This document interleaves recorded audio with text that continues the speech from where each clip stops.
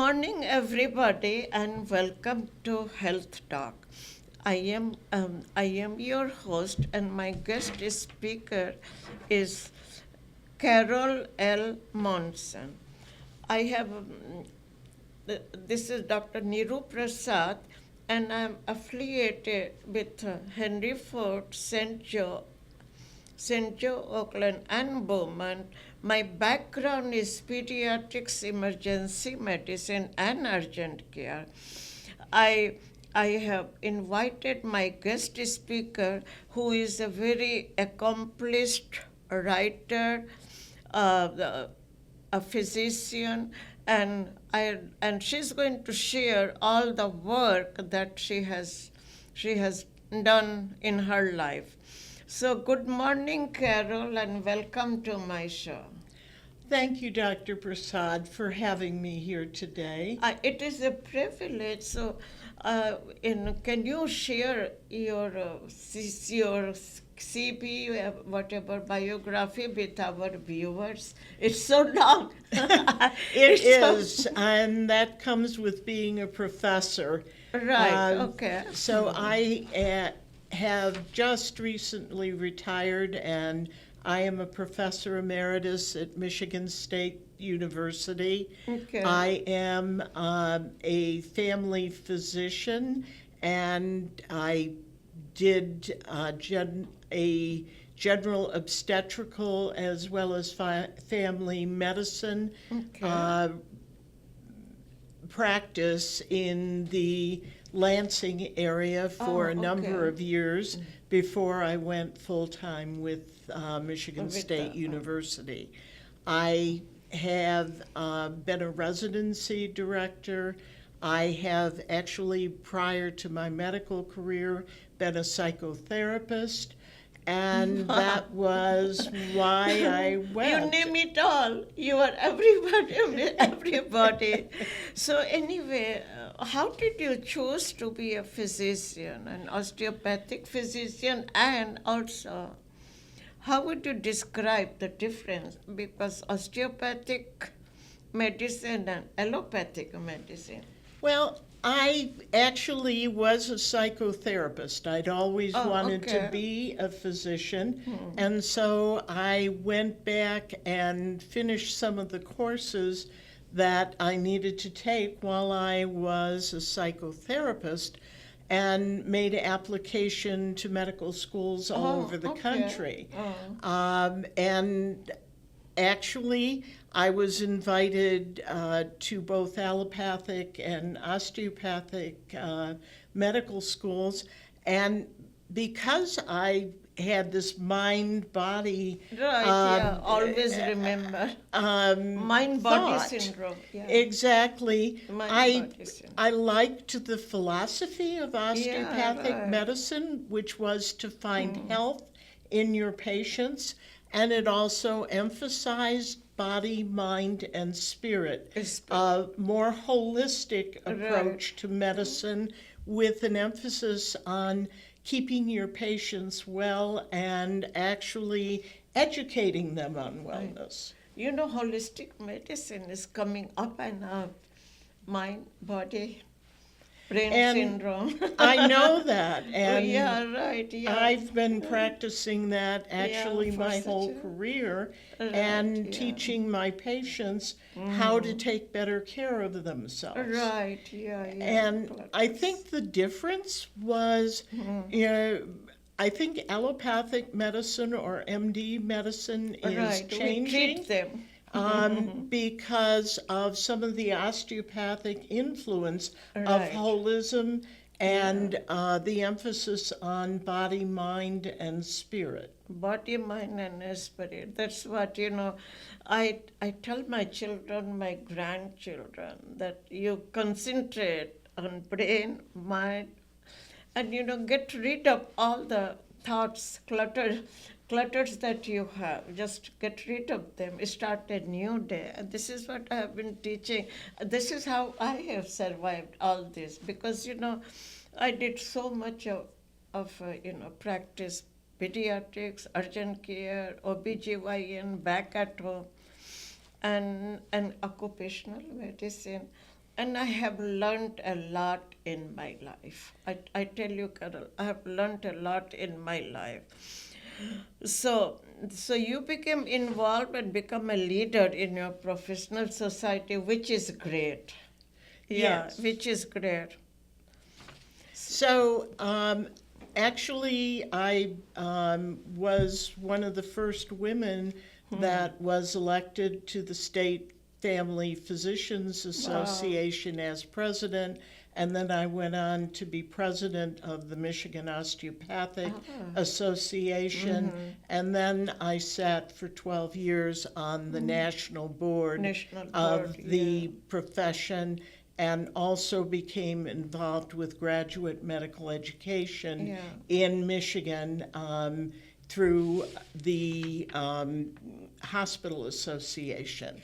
So one of the things that I had the opportunity to do was teach the wellness philosophy Yeah. that I have actually spent time doing through my lifetime, and Yeah, went wellness forward to have more than one place as a pulpit to preach that wellness message. Right. So, what is your greatest accomplishment? Well, I think when I was chair of family and community medicine at Michigan State University, I wrote a grant to establish the Division of Geriatrics within the Department of Family and Community Medicine and Internal Medicine. And we went forward to actually start increasing the number of geriatric fellowships within Michigan.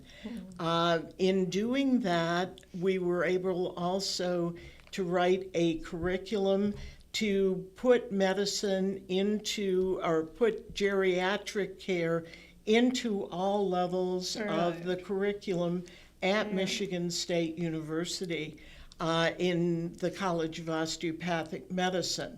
So I went forward with the idea of optimal aging, which is to increase people's ability physically, functionally, cognitively, and socially, as well as spiritually, Right. to because it then makes them more likely to pursue Exactly. Yeah, And a you have healthier recently, lifestyle. You have recently published this book, Aging Optimal, and I'm very proud of you, proud of your accomplishment, and and and Carol, I did the same thing with my pediatrics practice, emergency medicine. I published two children's book, about Oh, the very nice. one for the one for the 0 to 2 years of age, and another one adolescent. Then COVID started, so drugs started among. So I redid my book and second book. The question is, I have published those books, but what am I going to do? What I decided to donate everything from the proceeds to UNICEF Foundation. Oh. So through the UNICEF Foundation, it will be distributed to all over the world. Whatever proceeds I make, it will help the third world countries. So this is what I did, and you are doing, and you did this aging optimally. So I just hope that both of us leave our legacy behind us, right? Exactly. Well, and my hope is that I see geriatrics as a underfunded part of our Exactly, yeah. medical system, and so part of my goal in this, since all of us are aging, some better than others, Right, and yeah. it's because they know or they don't know, Yeah. and that was my goal, was to help educate the population and advocate for geriatric and senior patients within Right, the yeah. medical system, and within the community, because there's so many people who have lost their significant others and are struggling in Yeah, terms of their day-to-day livelihood. You know, there are so many depressions going on among the elderly, and I did a couple of webinars. I wrote about this, the depressions, loss of loved one, economy is not so good, adding help. And one of the most pertinent things that I noticed, Carol, is preventing fall. Very, Absolutely. very important, even for us. I mean, even for me, I have to be very careful when I walk. What do you say about that? Well, Preventing fall. I think that Yeah. anything you can do to improve your balance and to Right, prevent balance. a fall. And falls are the major reason that people above a certain age actually end up in the hospital, and some of those falls cause bones to break. Right, And yeah, easily. it The head just, trauma yeah. is a very common thing. So, actually, one of the things we tried to do with our medical students Yeah. is actually introduce them to an exercise that simulates exercise, cataracts, right, yeah. that simulates uh, um, situations as far as Yeah. being able to pick up things right. and use utensils, and hopefully to give them a greater Yeah. appreciation for what it's like to age, because it's not So- always easy. It's not easy, Carol, because when I was writing my papers and all that about managing fall, and I did visit a couple of convalescent centers, and I could see, how people are helpless there. They had no power, no grips and everything. They had to be on cane or a wheelchair. So our whole aim in geriatric medicine practice is to enable our elderlies for a good nutrition, powerful grips, exercise, and increase the circulation. Do you agree with me? Oh, absolutely. And more recently, as after my book was published, I found out there is now a college of lifestyle medicine. Is that so? And College of Lifestyle Medicine? Okay. it is, I think it was founded around 2010 or Okay. 2011, and they have pillars of what their thought is about how we go forward in life and aging. And so that's that holistic part, Right, and yeah. that actually is an MD certified organization. So they have started to move in that direction. Holistic medicine, very important. Holistic part of the medicine. I'm happy that our grant and my Good, book, yeah. which is kind of the summary of my grant, actually contain all of those. Yeah, of course. You have and worked so hard. so You have accomplished so much, so they have to, you are being paid back. I hope so. But it's all about getting this message out. As you know, an author career is not one that makes you rich. No, it doesn't. You know what, Carol? I noticed that doesn't make you rich, but in my case, it gives me a satisfaction that I have done this, and also I think that when I'm gone, my legacy will be behind me. From the books and all those, from the UNICEF Foundation. This is what I cherish now. So I agree with you. This Yeah. this book and the workbook that I Sure, just yeah. did actually are a summary of the things I found in this HRSA grant that I was able to bring to the university. Right. And so I actually translated many of the things that In we there. did for medicine into a lay, Sure. public, readable volume, so right. that is giving back to the people that were my patients for all the years, who learned some of the things Right, that yeah. I put into the curriculum. So last question. What is your greatest concern about the future of medicine? Well, I think what's happening, I see our medical students incurring so much debt Right, yeah. Future. that they I know. are choosing their specialties on the basis of how quickly they can pay back their debts versus what they can do to help mankind. Exactly, yeah. And so I don't blame them for that, but primary care and family Primary. medicine and general internal medicine tend to be and pediatrics Of course. tend to be the lowest One paid side is specialties. pediatrics, other side is the Right. geriatric medicine. So And- I like to cover all of it, Carol.